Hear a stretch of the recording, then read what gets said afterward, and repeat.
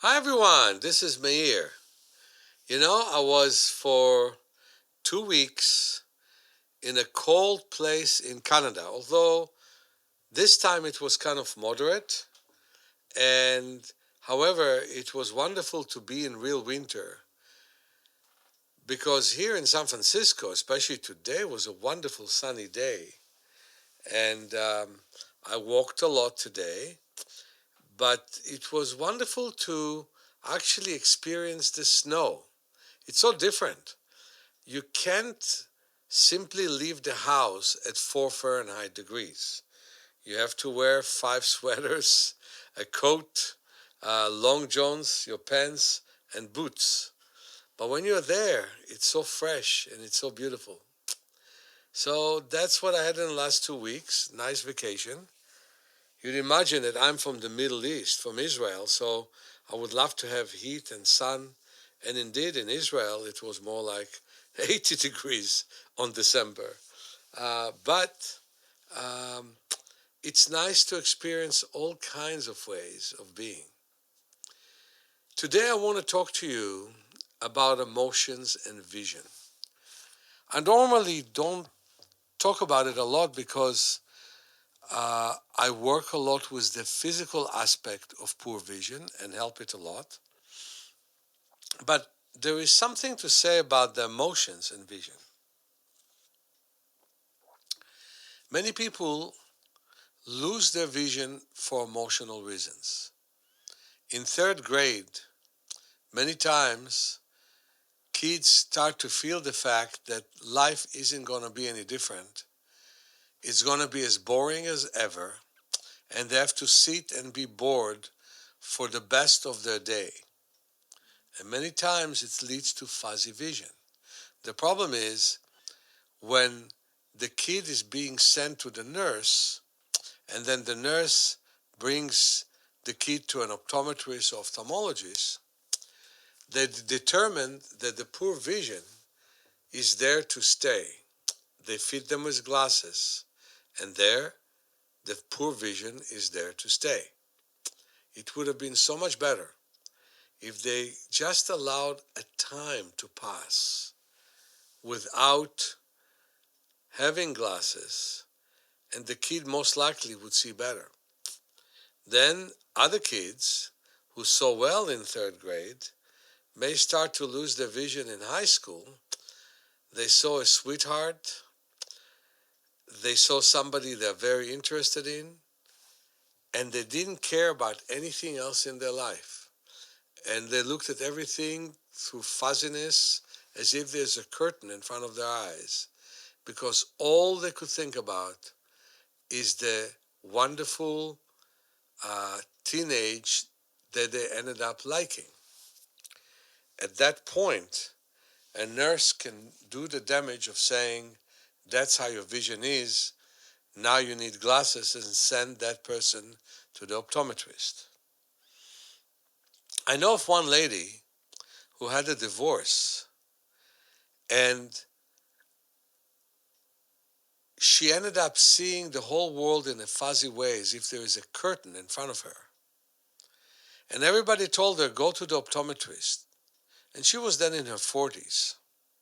She decided not to go to the optometrist. And now, in her mid 70s, she reads the menu to all her girlfriends who are in their 40s. Of course, on top of the fact that the vision became normal within 2.5 months, she took my courses and improved her vision even further. And that's how she's doing so well in her late 70s. Now, I know that doctors expect you to see badly, and I will never forget how one doctor yelled at a 72-year-old lady who was able to read fine print. You cannot do it in your age. Nobody does it in your age. This is an age where people don't see well, and we fit them glasses. That was his normal approach, and that's what he thought. But let's think about it. When you're in university, you haven't lost your vision yet, but you're not sure that you're going to get a profession when you finish the university. that's when vision becomes worse. When you're at work that bothers you, that is not something you like, and you're all the time in front of the computer, why should you not become nearsighted and not really believe in a real good future in front of you? The same thing happens in an opposite way when you're in your 40s. Let's say you're very accomplished. You've done well. Things are going well. Well, all of a sudden you need glasses to read with. You see well at a distance. You could even shoot at a distance. You can be very uh, good with your distant vision.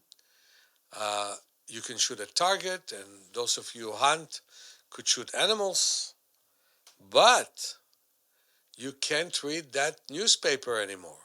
You have to have glasses for it. Well, you could say, well, you simply become presbyopic. Your muscles became weak. You could also say another thing.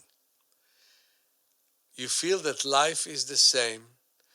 You don't feel so great about your accomplishments. And now uh, the near vision becomes fuzzy. This is a time when people become nervous. This is a time when there's a lot of divorce in people's family. I mean, it's just terrible. Most marriages last for about 7.5 years. But some people divorce after 20 years and 30 years, and it's just as painful. And what happens is the pain of life becomes only greater if there is divorce. So I'm going to be in a conference on relationship and how to hold the relationship. I'm going to be appearing on a nice conference called Magnetic Love Summit, hosted by Gold Earth Energetic. My angle is going to be that often relationship goes sour when vision gets worse. There are much worse conditions than the ones I've described, nearsightedness or farsightedness. Some people lose a lot of vision in life, and it becomes difficult for them and their partners. Some people unite with their partners because of loss of vision. It all depends on the partner, and it all depends on you. But the most important thing is to understand that if we understand the tension that causes vision loss, we can prevent it or handle it properly and function much better. I'm looking forward to see you in the conference. Many blessings from your friend Meir.